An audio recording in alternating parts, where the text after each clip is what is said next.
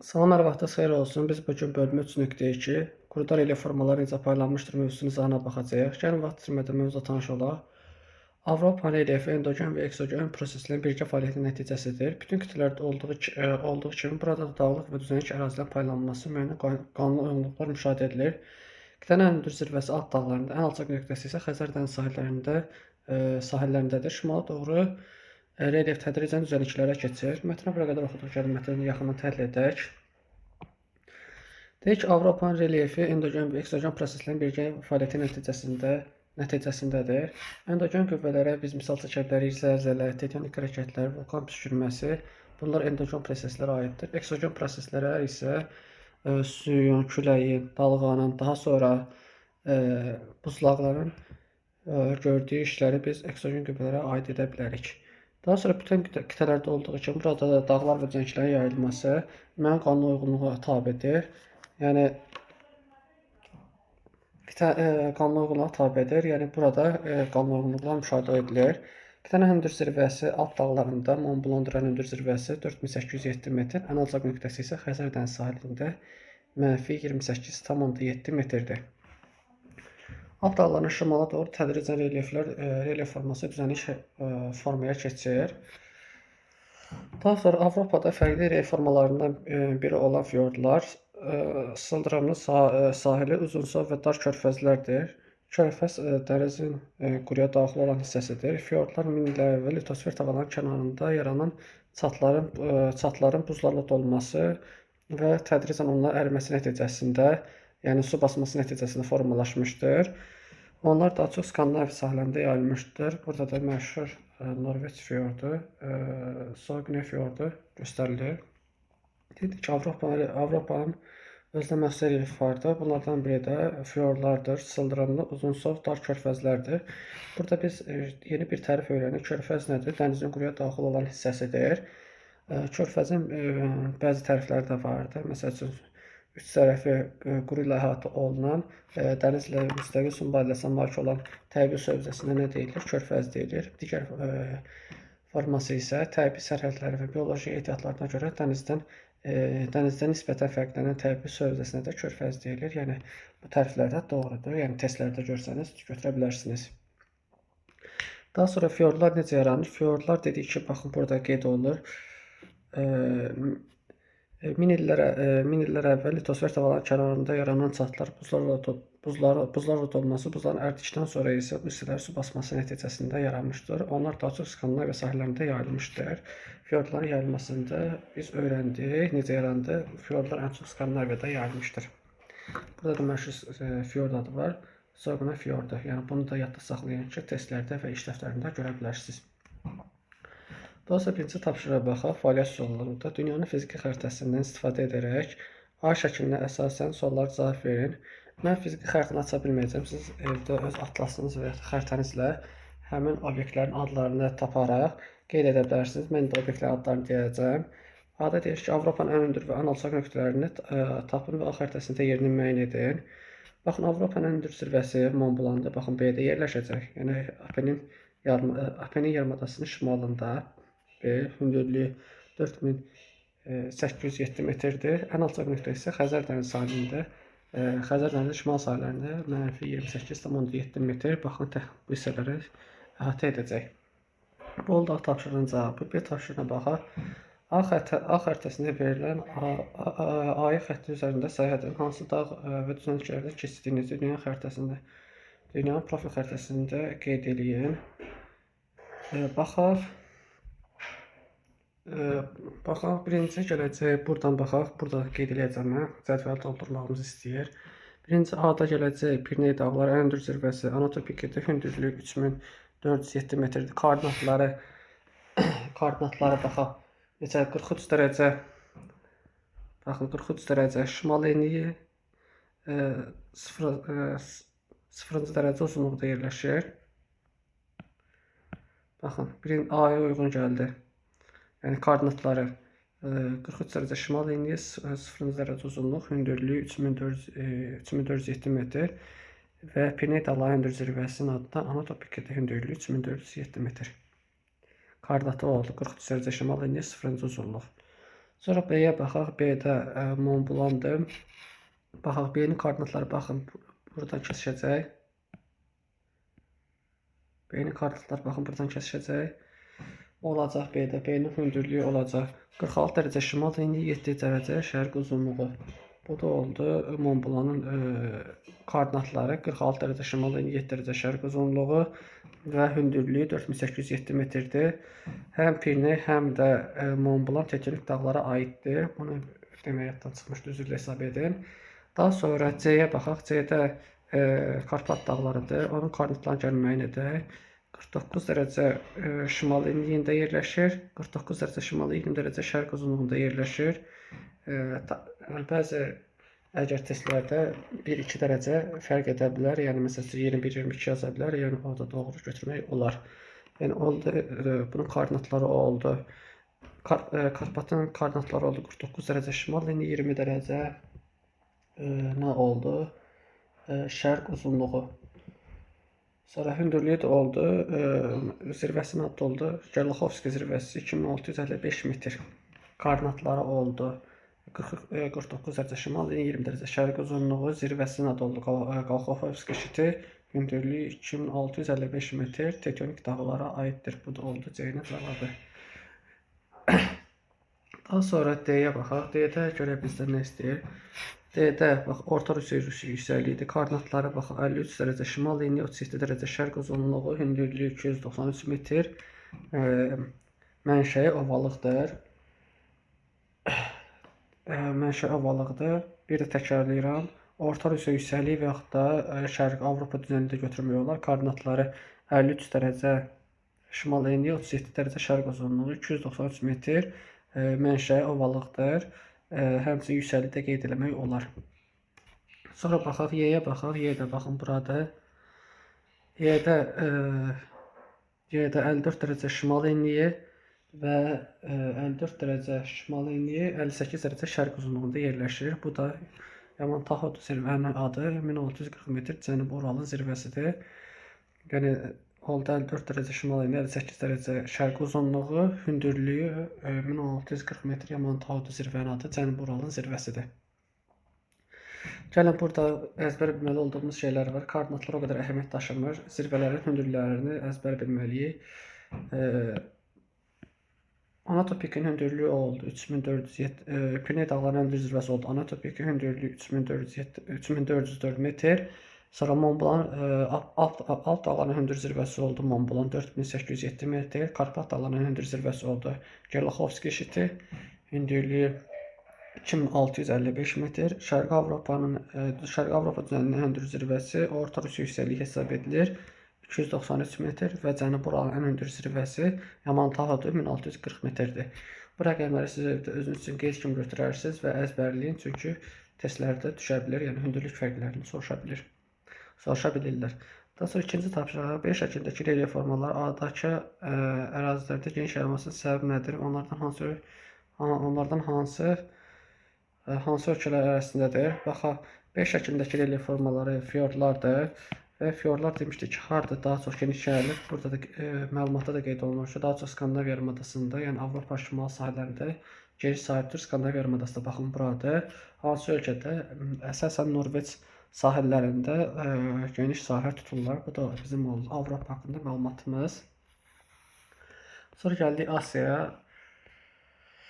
Asiyanı gəlin oxuyaq. Asiya dünyanın ən böyük qitəsidir. Ona görə də digər qitələrdən fərqli olaraq daha mürəkkəb relyef malikdir. Onun çox hissəsi yaşına görə qədim və seysmikliyi zəif olan geniş düzənliklərdir. Avropa kimi də Asiyada şimal-qərb hissədə qədim buzlaqlarla olmuş iqlim istiləşdiyi zaman isə ərimişdir. Bura qədər oxuduq. Gəl mətni daha yaxını təhlil edək. Deyir ki, Asiya dünyanın ən böyük qitəsidir. Sahəsi 44 milyon kvadrat kilometrdir. Ona görə də digər qitələrdən fərqli olaraq mürəkkəb relyefə malikdir. Onun çox hissəsini yaşına görə qədim və seysmikliyi zəif olan geniş düzənliklər tutur. Yəni ərazisində qədim və seysmikliyi zəif olan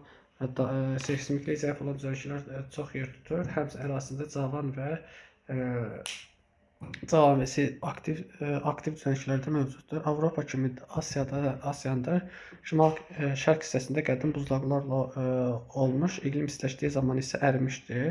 Yəni bu da Avropa ilə oxşar xüsusiyyətidir. Daha sonra Asiyanın hündür zirvəsi Himalay dağlarında Comalaqmada hündürlüyü 8848 metr, ən alçaq nöqtəsi isə Ölü dəniz və ya Qohor çökəkliyi mənfi 423 metrdir. Baxın, Ölü dəniz baxın bu hissədə yerləşir. Himalay dağları, alt dağlar, Everest və ya Comalaqma isə baxın bu hissələrdə yerləşəcək. Hündürlüyü olacaq 8848 Comalaqmanın və Ölü dənizində dərinliyi mənfi 423 metrdir. Daha sonra Asiya mərkəzində yerləşən Tian Shan, Altay və sayan dağlar qədim dağlardır. Bu dağların hündür olmasının səbəbi tektonik hərəkətlər nəticəsində onlar bir neçə min il əvvəl yenidən qalxmasıdır. Buna görə də həmin dağlar yenidən törənmiş dağlar adlanır. Burada vacib bu hissəni əzbər bilməlisiniz, yəni testlərə düşür. Asiyanın mərkəzində yerləşən Tian Shan, Altay sayan dağlar qədim dağlardır. Yəni bu növrələri qədim dağlar olsa da yerləşdiyi ərazi tektonik cəhətdən fəal ərazidə olduğu üçün dağlar yenidən qalxmaya məruz qalmışdır. Yəni bir neçə 10 min il əvvəl yenidən qalxmışdır. Bu dağlara yenidən törənmiş dağlar deyilir. Yəni cavan dağlar yox, yenidən törənmiş dağlar adlanır. Məlumatı oxuduqca sualları canlandıraq. Üçüncü tapşırıq deyir ki, dünya fiziki xəritəsini istifadə edərək, yəni C şəklinə görə suallara cavab verin. Bu bizim C şəklimiz. Bu şəkil üzərində suallar cavablandıracaq. Deyir ki, Asiyanın hündür və ən alçaq nöqtəsini tapın, C-də yerini müəyyən edin. Asiyanın hündür zirvəsi bayaqda dediyimiz kimi Himalay dağlarında Comalaqma D-də yerləşəcək. Hündürlüyü 8848, ən alçaq nöqtəsi isə Ölü dənizdir, mənfi 423 metr, yəni Qohor çökəkliyi də adlandırmaq olar. Sonra gəlin baxaq görək B-də nədir? Dünya fiziki xəritəsinə və profilə əsasən C-dəki verilən ayi xətti üzərində yerləşən dağ və düzənlikləri cədvəl üzrə qruplaşdırın. Bu bizim cədvəlimizdir. Sonra cədvəl üzrə qruplaşdırın. Baxın, yəqin bunu bizdən soruşur. B-ni baxın, bunu soruşur. Gəlin qruplaşdıraq.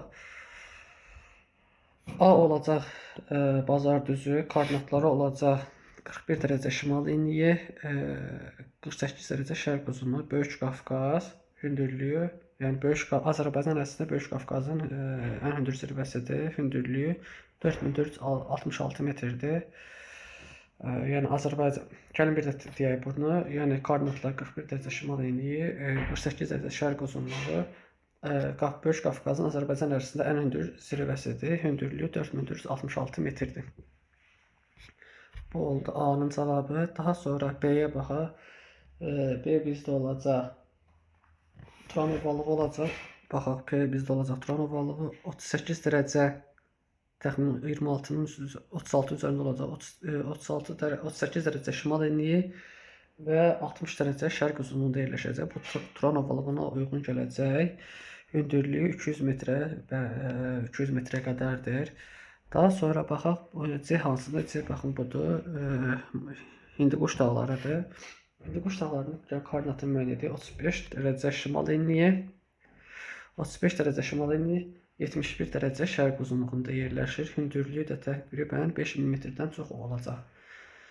Yəni Hindiquş dağlarının koordinatları 35 dərəcə şimal enliyi, 71 dərəcə şərq uzunluğu, hündürlüyü 5000 metrdən çoxdur. Daha sonra D-yə baxaq. D-də bizdə deyir ki, Comalaqmadır, Himalayın ən hündür zirvəsi, həmçinin dünyanın ən hündür zirvəsi hesab olunur. 28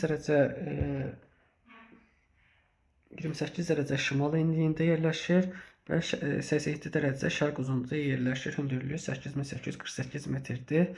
Daha sonra Qanq ovalığı yerləşir. Qanq ovalının koordinatlarına baxaq.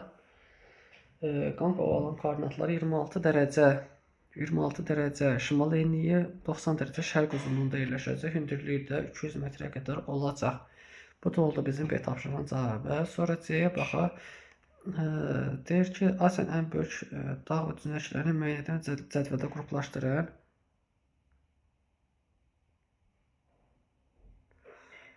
Hə, deyir ki, Asiyanın ən böyük dağ və düzənlikləri müəyyən və cədvəldə qruplaşdıran Cavan dağlarına aid olacaq Böyük Qafqaz, Himalay, sonra aid olacaq Hindukuş dağları, Pamir dağları, Cavan dağlara aid olacaq, qədim dağlara aid olacaq Altay, Sayan, Tian Şan dağları, qədim dağlara aid olacaq. Tektonik dağlara yenidən Böyük Qafqaz, Himalay, Pamir, Hindukuş və Zarqos dağlarını biz tektonik dağlara aid edə bilərik. Vulkanik dağlara aid olacaq Kulyasovka, Sufyama, Apo kimi vulkanlar biz bura qeyd edə bilərik. Dindosen düzənliklərinə aid ola bilər.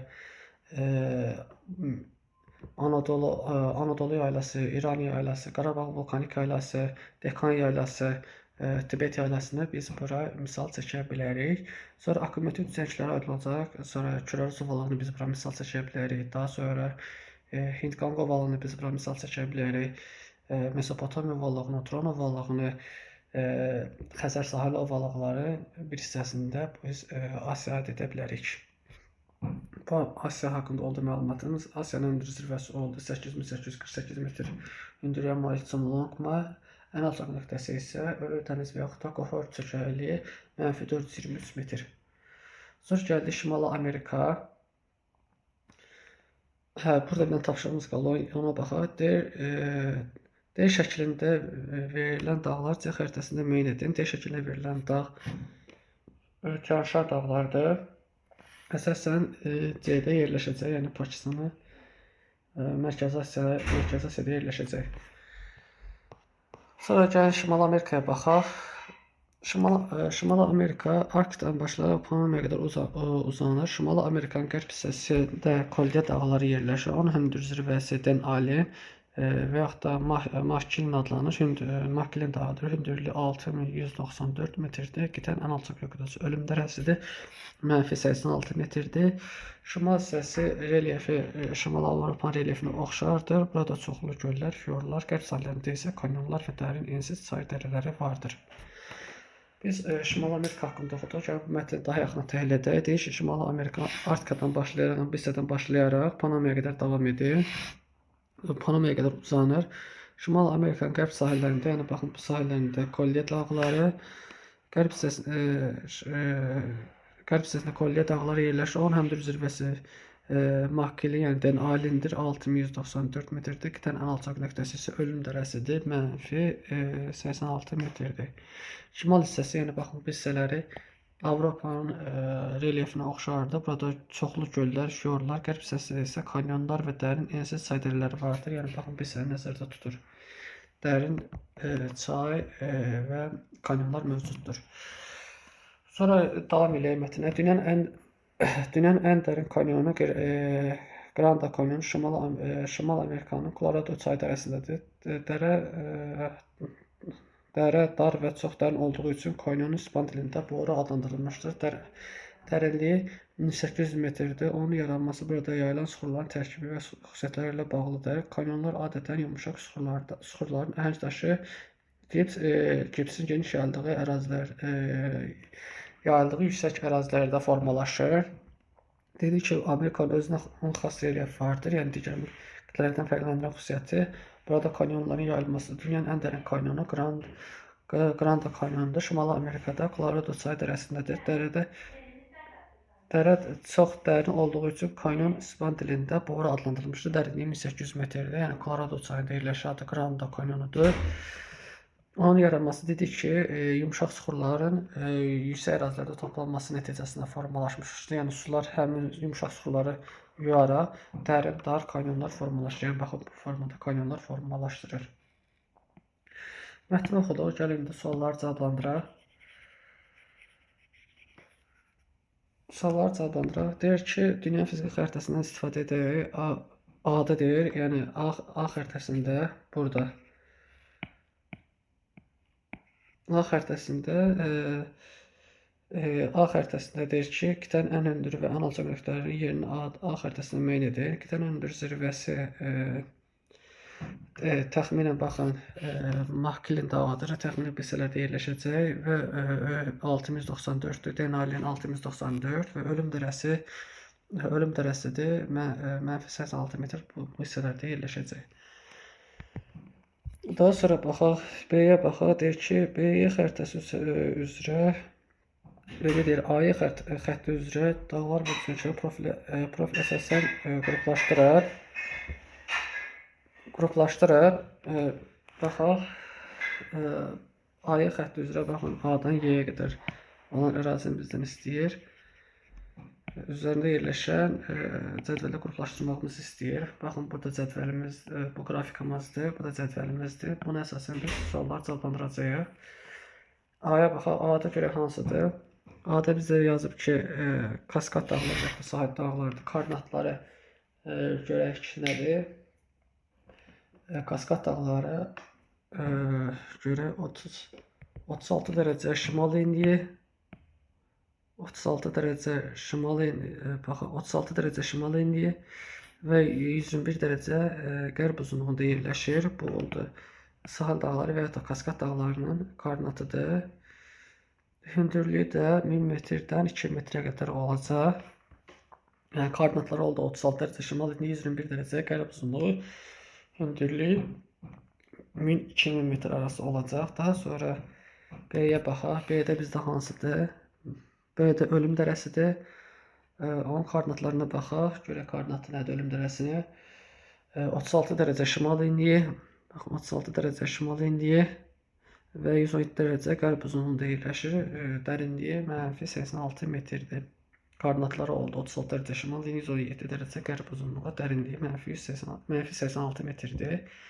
Daha sonra C-yə baxaq. C-də bizdə nədir? Colorado platosudur. Koordinatları 36 dərəcə şimal enliyi, 36 dərəcə şimal enliyi və 107 dərəcə qərb uzunluğunda yerləşir. Hündürlüyü də 3000 metrdən daha yüksəkdir. Koordinatları oldu 36 dərəcə şimal enliyi, 107 dərəcə qərb uzunluğu, hündürlüyü 3000 metrdən yüksək. Daha sonra D-yə baxaq, Mississippi ovalının koordinatlarına baxaq. Mississippi ovalının koordinatları 36 dərəcə şimal enliyi, 90 dərəcə qərb uzunluğunda yerləşir. Hündürlüyü 200 metrə qədər olacaq. Yəni koordinatları 36 dərəcə şimal enliyi, 90 dərəcə qərb uzunluğu, bu oldu onun koordinatları, hündürlüyü də 200 metrə qədər olacaq. Sonra baxaq Y-yə baxaq. Y-də bizdə Apalaç dağlarıdır. Koordinatları 36 dərəcə şimal enliyi, 82 dərəcə qərb uzunluğudur. Hündürlüyü zirvəsinin adı Mitchelldir. Ən hündür zirvəsinin adı Mitchelldir. 2037 metrdir. Qədim dağdır. Bu da oldu bizim B tapşırığının cavabı. C-yə baxaq. Qitədə yerləşən dağlar və düzənlikləri cədvələ əsasən qruplaşdırın. Baxın, bu bizim cədvəlimizdir. Cavan dağlara, Karliya dağlarını biz bura misal çəkə bilərik. Qədim dağlara, Apalaç dağlarına, vulkanlara biz deyə bilərik ki,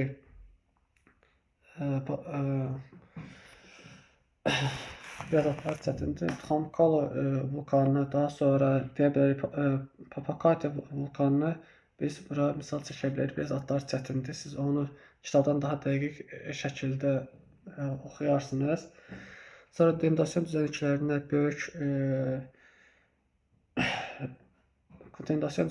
böyük düzənlik və müqəddəs Lavrenti qalxanını biz bura misal çəkə bilərik. Aklimativ düzənliklərə Mississippi ovallığını, Meksika sahil ovallığı, Atlantik sahil ovallığını biz bura misal çəkə bilərik. Həmçinin dendasiyon düzənlikləri Meksika yaylasında qeyd etmək olar.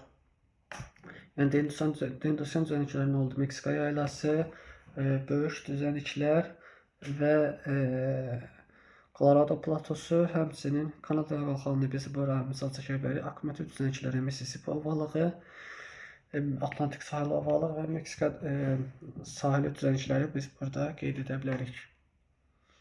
Daha sonra deyir ki, B şəklindəki relyef formasının yerini A xəritəsində tapın. B şəklindəki relyef forması Grand Canyonudur.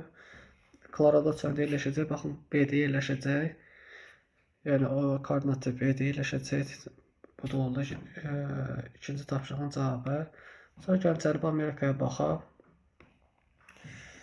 Cənubi Amerika rəngarəng təbiəti, tarixi, mədəniyyəti və sair xüsusiyyətlərinə görə formalaşmasına və Ant dağları təsir etmişdir. Yəni dedik ki, Cənubi Amerikanın rəngarəng təbiəti, tarixi, mədəniyyətinin xüsusiyyətlərin formalaşmasına Ant dağları təsir etmişdir. Ant dağları 9000 kilometr məsafədə uzanır. Burada hündürlüyü 6000 metr keçən çoxlu zirvə və vulkanlar vardır. Qitənin ən hündür zirvəsi Aconcagua 6960 metrdir. Laguna de Carbon gölüdür. Ən alçaq nöqtəsi Laguna de Carbon gölüdür. -104 metrdir. Sonra deyir ki, qitənin şərqi plato və ovalıqlardan ibarətdir. Bu ərazilərdə həm yaşına, həm də mənşəyinə görə, hündürlüyünə görə qərb hissəsindən fərqlənir. Dedi ki, şərq hissəsi dağlarla, qərb hissəsi isə, daha doğrusu üzr istəyirəm bir dənə. Şərq hissəsi plato yayla ovalıqlarla, şərq hissəsi, qərb hissəsi isə dağlarla əhatə olunmuşdur. Qərb hissəsi cavan dağlar, şərq hissəsi isə qədim platolar yerləşmişdir. Bu dedik ki, Cənubi Amerikaya xas xüsusiyyətdir. Ən hündür zirvəsi dedik ki, Ant dağları haqqında burada məlumat verib. Dedik ki, Ant dağları Cənubi Amerikanın təbiətinə, mədəniyyətinə və tarixinin formalaşmasında xüsusi bir əhəmiyyəti vardır. Ant dağları Cənubi Amerikanın qərb sahilləri boyunca 9000 kilometr məsafədə uzanır. 9000 kilometr məsafədə uzanır. Burada hündürlüyü 6000 metrdən çox olan vulkanlar və zirvələr mövcuddur. Ən hündür zirvəsi Aconcagua'dır. Hündürlüyü 6960 metrdir. Ən alçaq yeri isə Argentinanın cənubunda yerləşən Laguna de Carbon gölüdür. -104 metrdir. Qitənin şərqi dedik ki, qeyd etdik ki, ovalıqlar, platolar və yaylalarla əhatələnmişdir. Sonra Ant dağları qədim İnklərin şəhəri Machu Picchu'dur. Ant dağları qədim İnklərin şəhəri olan Machu Picchu şəhəri yerləşir. Machu Picchu 15-ci əsrdə 2500 hündürlükdə qayanın üzərində inşa edilmişdir. Binalar bir-biri ilə pillələr və terraslarla birləşmişdir. Machu Picchu İnklərin Peru'dan son məskəni olmuşdur. Avropalılar gəlişindən sonra onlar buranı tərk edib getmişlər. Bu abidəyə görə ölkə hər il çox turist qəbul edir. Dedik ki, burada tarixi şəhər haqqında məlumat var. Dedi Machu Picchu harda yerləşir? Peru'da yerləşir. 15-ci əsrdə 2500 metr hündürlükdə qaya üzərində qurulmuşdur. İnklərin şəhəridir. Avropalılar gələnə qədər İnklərin son məskəni olmuş və onlar gəldikdən sonra isə buranı tərk etmişdir. Ərazi hal-hazırda turizm sayəsində Peru iqtisadiyyatına gəlir gətirir. Bu da oldu Machu Picchu haqqında məlumatımız. Yəni Ant dağlarında yerləşir. Yəni burada da başda qeyd olunduğu kimi, deyildiyi kimi Cənubi Amerikanın rəngarəng təbiəti, tarixi, mədəniyyətinin xüsusiyyətlərinin formalaşmasında Ant dağları təsir etmişdir. Machu Picchu da onun əyani bir sübutudur. Daha sonra dünya fiziki xəritəsini istifadə edərək C xəritəsinin əsasını tapşırıqla yerinə yetirin. C xəritəsi baxın budur. Və ən hündür və ən alçaq nöqtələrin yerini müəyyən edir. Baxaq, ən hündür zirvəsi dedik ki, Aconcagua'da 6960 metr, ən alçaq yeri isə Argentinanın cənubunda yerləşən Laguna de Carbon gölüdür. -104 metrdir. Yəni, təxminən baxın bu hissələrdə yerləşəcək Laguna de Carbon gölü. Daha sonra B-yə baxaq, AC xətt üzərində yerləşən dağlar və dönüşlər profil əsasən cədvəldə qruplaşdırın. Gəlin qruplaşdıraq. Birinci adı gələcək Ruisi vulkanı 5 dərəcə şimal enliyi, 75 dərəcə qərb uzunluğunda yerləşir. Ruisi vulkanı koordinatlarıdır. 5 dərəcə şimal enliyi, 75 dərəcə qərb uzunluğu, hündürlüyü 5400 metrdir. Daha sonra B-yə baxaq, Amazon ovalığıdır. 0-cı enlikdə 70 dərəcə qərb uzunluğunda yerləşir. Hündürlüyü 200 metrə qədərdir, ovalıqdır. Daha sonra C-də Braziliya yaylası təsvir edilmişdir. Braziliya yaylası verilib. Koordinatları 21 dərəcə cənub enliyi, 42 dərəcə qərb uzunluğunda yerləşir. Ən hündür zirvəsi Bandeiradır. Çalışın burada yazılan zirvələrin hündürlüklərini əzbərləyin. Banderanın ən hündür zirvəsi Banderadır. Hündürlüyü 2897 metrdir. Dərsin sonunda çalışacağım bu hündürlükləri bir də deyim və siz özünüz üçün qeydlər götürün. Qitədə yerləşən böyük dağlar və düzənliklər aşağıdakı cədvələ əsasən qruplaşdırın. Baxın, burada cədvəlimizdir və bizdən qruplaşdırılmamızı istəyir. Tektonik dağları, Ant dağlarını biz yaza bilərik. Tektonik dağları, Ant dağları, vulkanları yaza bilərik. Rusi, sonra Cotopaxi vulkanı yaza bilərik, sonra Cotopaxi vulkanı yaza bilərik, platolar yaza bilərik. Amazon ovalığı, La Plata ovalığı, sonra Orinoco ovalığını biz buraya yaza bilərik. Platolar da doğrusu bu ovalıqlara aid olacaq dediklərim, yəni Amazon ovalığı, sonra La Plata ovalığı, sonra Abistan neydi? Orinoco ovalığı, ovalıqlara da olacaq. Platolar isə Braziliya, Gran Chaco yaylası, Patagoniya yaylası və Qviney yaylası da platolara aid olacaq. Sonra deyir ki, 4-ə baxaq, deyək ki, ərazi hansı xüsusiyyətləri burada şərt tikməyə imkan vermişdir. Baxın, elə deyinin 4-ün cavabı ilə burada verir. Yəni, deyir ki, inşa edilmişdir. Burada binalar bir-birlə pilləvari və teraslarla birləşdirilmişdir. Yəni, bir qayanın üzərində inşa edilmişdir Machu Picchu və binalar bir-biri ilə pillələr və teraslar şəklində birləşdirilmişdir. Yəni, burada pürəkkan formasında idi. Baxın, təxmini belə formada binalar tikilmişdir. Bu da oldu 4-ün cavabı. İndi gəlin, baxaq görək. Afrika gələcək, Afrikanı da oxuyaq.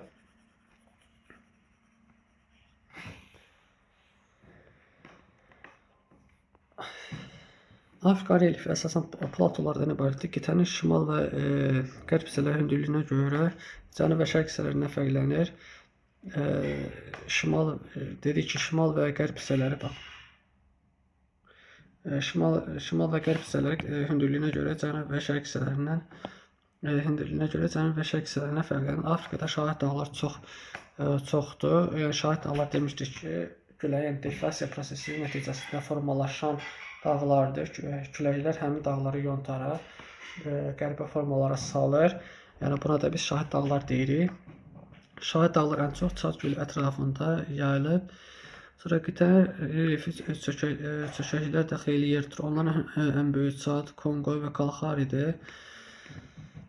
Çad gölü burada, sonra Kongo çökəkliyi burada və Kalahari çökəkliyi baxın bizdə də yerləşir. Şimal və qərbdə cavan dağlar, cənubda isə qədim dağlar yerləşir. Şimalda Atlas dağları, Atlas dağları hündür zirvəsi 465 metrdir. Bu cavan dağdır. Qədim dağlar isə Kap və Əjdaha dağlarıdır. Sonra burada baxaq görək, Afrika qurunun ən böyük tektonik Çad rift ərazisi yerləşir. Rift zonasında böyük aktiv vulkanlar, çox dərin və uzunsov göllər yerləşir. Afrikanın ən hündür zirvəsi Kilimanjaro 5895 metrdir. Yəni vulkandır. Ən alçaq nöqtəsi Alsa gölüdür, -155 metrdir. Tavan hərəkəti nəticəsində Afrikanın şərq hissəsi qitədən ayrılaraq şərqə doğru hərəkət edir. Burada tez-tez zəlzələlər baş verir və vulkan düşmüləri müşahidə edilir. Ona görə də Şərqi Afrika qitəsi seysmik cəhətdən aktiv region hesab olunur.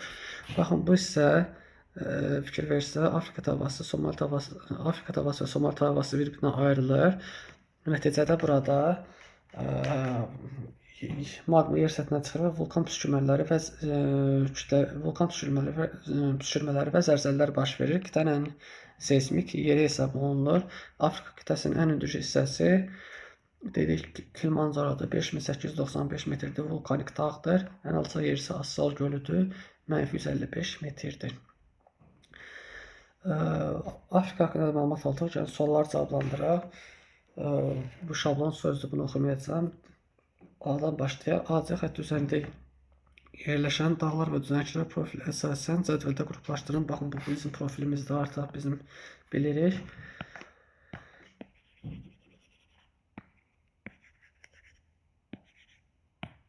AC xətt üzərində bizdən koordinatları istəyir. Baxaq, 31 dərəcə şimal enliyində Atlas dağları yerləşir. 31 dərəcə şimal enliyi, 8 dərəcə qərb uzunluğunda yerləşir. 31 dərəcə şimal enliyi, 8 dərəcə qərb uzunluğunda yerləşir. Ən hündür zirvəsi topuq altı 4065 metrdir. Sonra B-yə baxaq. B-də Əhəqqar yaylasıdır. 23 dərəcə şimal enliyi, 6 dərəcə şərq uzunluğu.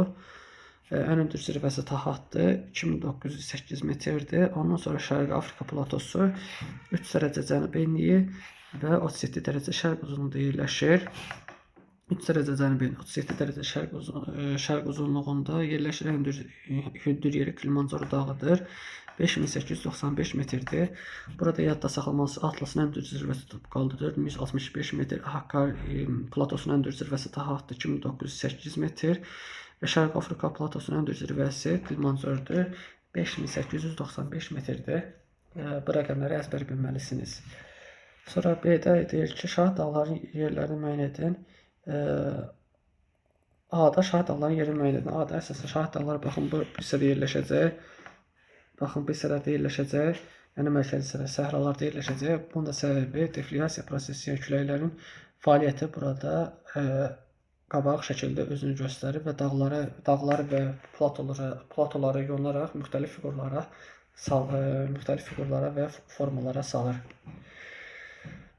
Daha sonra C-yə baxaq. Afrikanın əsas dağları və düzənliklərini aşağıdakı verilən cədvələ qruplaşdırın. Cavan dağlara aid edərək biz Atlas dağlarını biz buraya yazarıq. Ən zirvəsi Topkaldır, 4165 metrdir. Daha sonra qədim dağlara biz qeyd eləyərik. Kaf və Əjdaha dağlarını biz bura qeyd edərik və Kaf və Əjdaha dağlarını biz bura qeyd edərik. Vulkanik dağlara biz qeyd edərik Afrikada. Kilimanjaro 5895 metr. Həmçinin Kenya və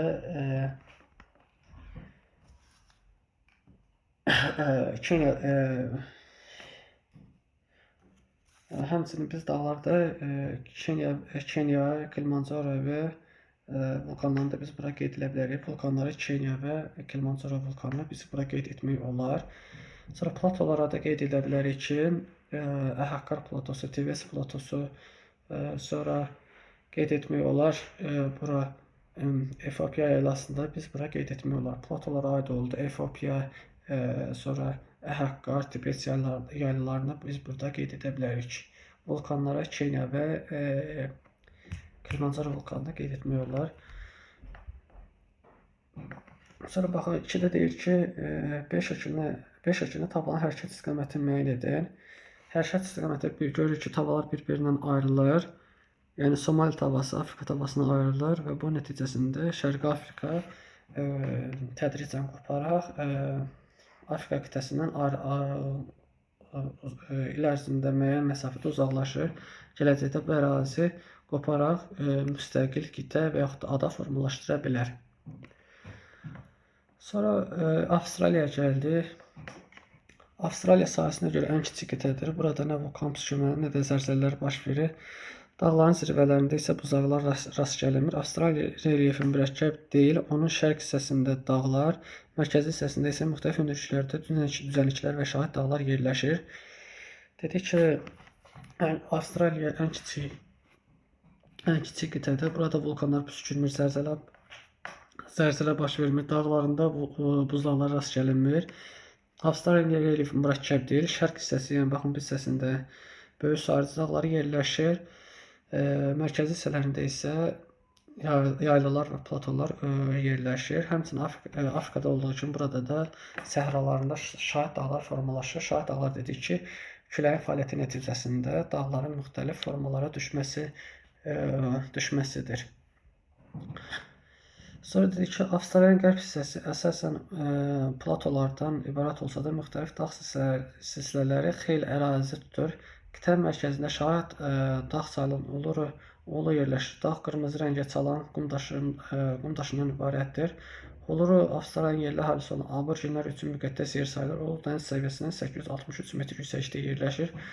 Burada qədim yaşayış məskənləri olan mağaralar və qaysı rəsmlərdə rast gəlinir. Dedik ki, Avstraliyanın qərb hissəsində əsas platolardan ibarət olsa da, müxtəlif dağ hissələri xeyli ərazi tutur. Qitə mərkəzində Şahid dağı sayılan Ulur dağı yerləşir. Qırmızı rəngdə sayılır.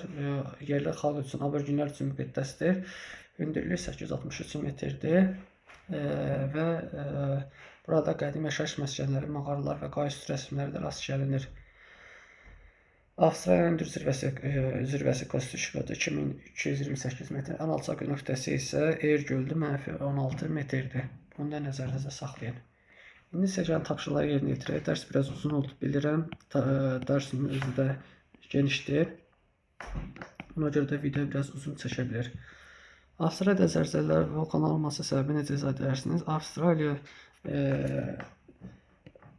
digər qitələrdən və litosfer havaların sərhədinin litosfer havaların toqquşması və toqquşma sərhədinə kənarda yerləşdiyi üçün burada zəlzələ vulkanları baş vermir. Yəni biz bilirik ki, zəlzələ vulkan püskürməsi litosfer havaların toqquşma və ayrılma sərhədlərində özünü göstərir. Lakin Avstraliya bu sərhədlərdən kənarda yerləşdiyi üçün burada zəlzələ və vulkan püskürmələri mövcud demək olar ki, olmur. Sonra 4-ə baxaq. AC xətt üzərində səyahət edin, hansı dağ və düzənlikləri keçdiyinizi dünyanın fizik xəritəsinə əsasən profildə qruplaşdırın. Baxın, A, B, C.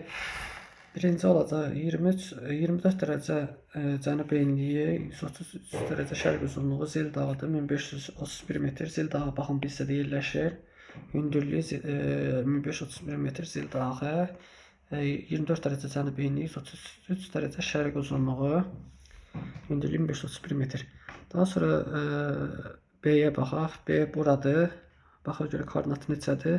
Koordinatı 28 dərəcə cənub enliyi, 37 dərəcə şərq uzunluğu, -16 metr. Həmçində Avstraliyanın ən alçaq nöqtəsi hesab olunur.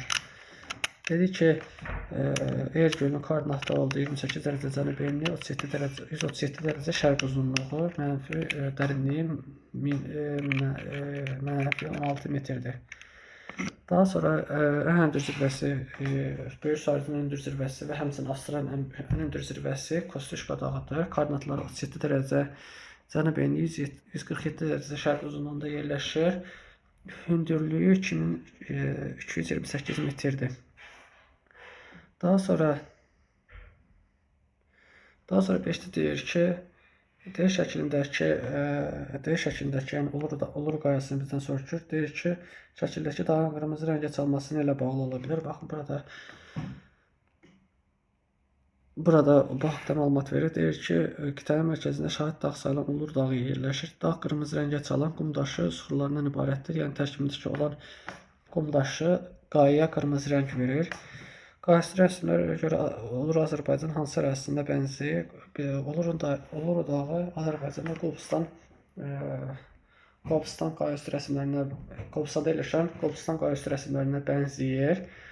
Azərbaycanda yerləşən Qobustan qayalarına həmin ərazi bənzəyir. Daha sonra qitənin düzənliklərini cədvələ görə qruplaşdırın.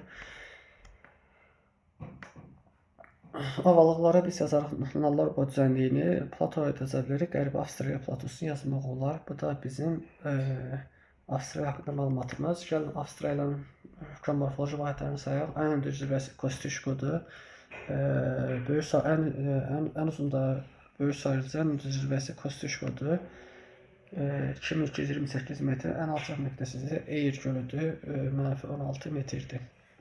Dərsimiz bu qədər. Dərs izlədiyiniz üçün təşəkkür edirəm. Kanala abunə olmağı, videonu bəyənməyi unutmayın. Gələn videolarda görüşənədək